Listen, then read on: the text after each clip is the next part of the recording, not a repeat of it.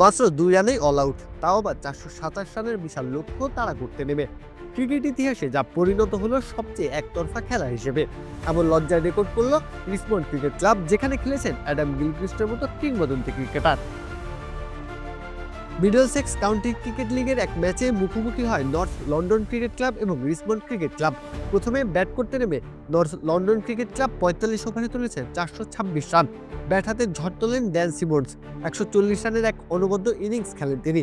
এছাড়াও Jack lieth 42 এবং Nabil Abraham করেন 43 রান। লক্ষ্য বিশাল হলেও ক্রিকেটে অসম্ভব কিছু নেই, এমন বিশ্বাস নিয়ে হয়তো ব্যাট করতে নামে রিচমন্ড ক্রিকেট ক্লাব।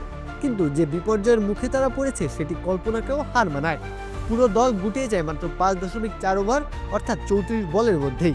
স্কোরবোর্ডে তখন মাত্র 2 রান। 8 জন ব্যাটার কোনো রান না করেই ফিরেছেন, যা এক বিরল ঘটনা।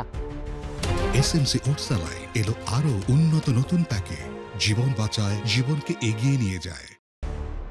এই ভরাডুবির পরই সমালোচনার মুখে পড়ে এই ঐতিহ্যবাহী ক্লাবটি।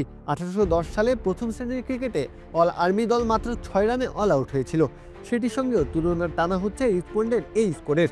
তবে এটি যে আধুনিক ক্লাব ক্রিকেটে এক অভূতপূর্ব নজির, তা নিয়ে কোনো দ্বিমত নেই। রিচমন্ড ক্রিকেট ক্লাবের ইতিহাস বেশ সমৃদ্ধ।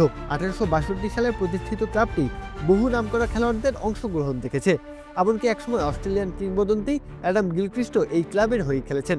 সেই ক্লাব আজ ইতিহাসের পাতায় জায়গা করে নিচ্ছে একেবারে অন্যরকম কারণে, চরম বিপর্যয়ের দৃষ্টান্ত হিসেবে। রিচমন্ডের এই ম্যাচটি ক্লাব ক্রিকেট ইতিহাসের অন্যতম ভয়াবহ ব্যর্থতার উদাহরণ হয়ে থাকবে। ক্রিকেট প্রেমীরা যেমন মনে রাখবেন এই ঘটনা, তেমনই হয়তো লজ্জার ভারে নুয়ে পড়বে ঐতিহ্যবাহী রিচমন্ড ক্রিকেট ক্লাব। প্রত্যহ কাব্য, খেলা 71।